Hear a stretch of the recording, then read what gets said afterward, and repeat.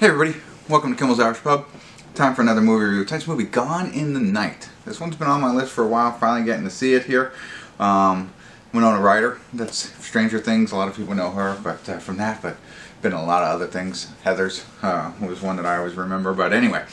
This is about her, who I assume plays a woman named Kath, and her and her boyfriend go to some cabin in the woods, but there's a younger couple already there. And then her boyfriend ends up being missing with the younger woman, and so she's trying to figure out what's going on. Right? That's what we get from IMDb. It is only, well, 4.9 on IMDb, but 3,590 people only rated it so far. It's on Amazon Prime for $2.99. Dermot Mulroney's also in it. I like him. That's all I recognize at this point. But you know, you don't always know. So that's what we got. So hour and 30 minutes long, perfect weeknight movie. Let me get into it, find out what it's about, give you a better idea, let you know what I think. Stick around, I'll be back.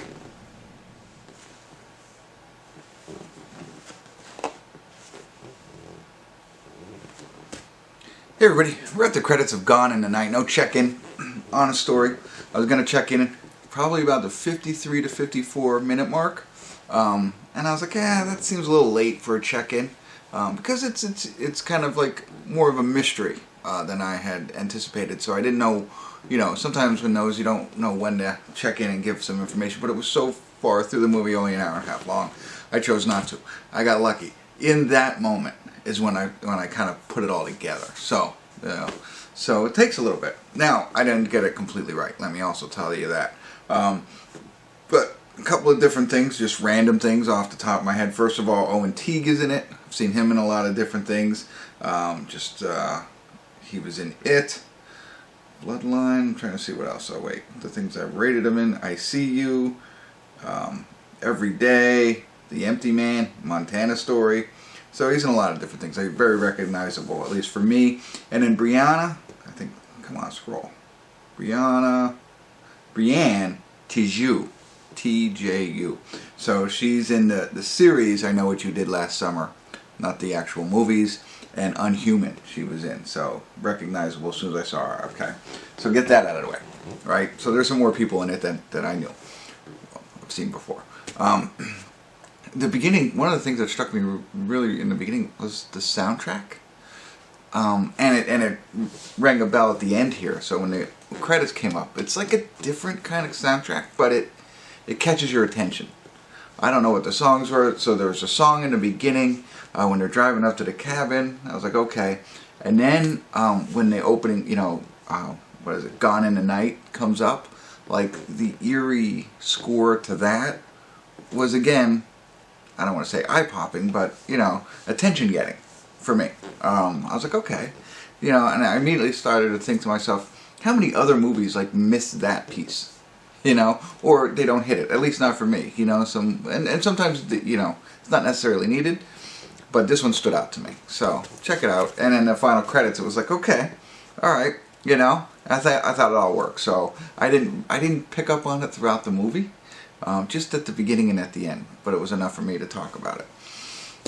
Also, the movie was a little different than what I had thought, and I'm not going to spoil the ending, of course, but I will share with you a misconception I have. So a lot of people watch more previews than I do and read more of the IMDb stuff and stuff like that. So my thought was, they go to this cabin. Like I said, there's a younger couple there. Her boyfriend and the girl, which is Brianne, go missing. And I had assumed, just based on that the entire movie takes place at the cabin. And it does not. So so that's going to allow me to speak a little bit more. She's able to come home, and that's when she really starts to try and figure out her boyfriend's name was Max. And what happened to him? Where did he go? Dermot Mulroney, he's the owner of the cabin. So she starts reaching out to him to try and, you know, find everything out that's going on. So that's that. That helps with the plot line a little bit more. But I thought they did a good job. Like I said, it took me 53 minutes to 54 minutes, I'll say, until I started to put things together. So I like that, you know. And they still, like I said, I didn't get it 100% right. They throw some more things at you. That's like, oh, okay. And then, of course, although you might figure out what's going on, you don't know how it's going to end.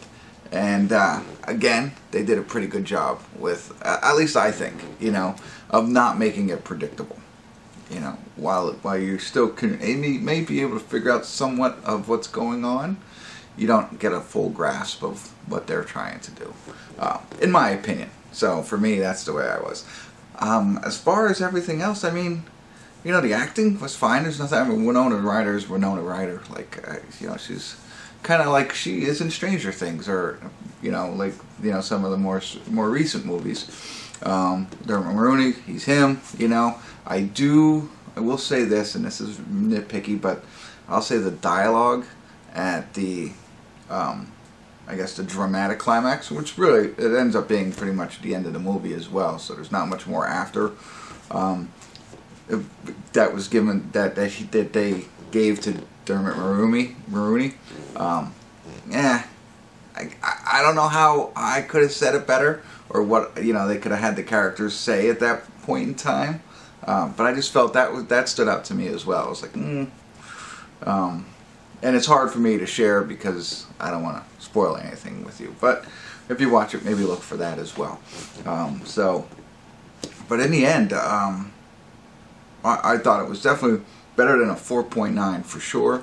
Probably at least a 6 for me. I mean, I'm not going to say it's up to a 7 because I think there's plenty of flaws in it. But for fun, you know, I think it's a fun kind of mystery movie that has some decent actors in it and an interesting plotline. And kind of keeps you guessing for at least 54 minutes. So, and it's not over. Like, sometimes when you figure it out, like I had said, it's like, okay, you know, now I got it. I don't, whatever. But it wasn't like that. I wanted to see, well, you know, and you don't know that you're right at the 54-minute mark. I know I keep repeating that, but I apologize. But that's just me. Maybe you won't. Maybe you'll get it sooner. But again, you don't know. They don't tell you that. So there you go. All right. Hopefully I was helpful. Hopefully the minute thing didn't spoil anything for anybody. Just don't look at the time. You know. And maybe when you think you got it, pause it and see what the time was. That's a fun game. That's it. That's all I got for you. Check it out. It's worth the watch. If you like what I basically described. All right. That's it. Thanks for tuning in. Kimmel's Irish Pub.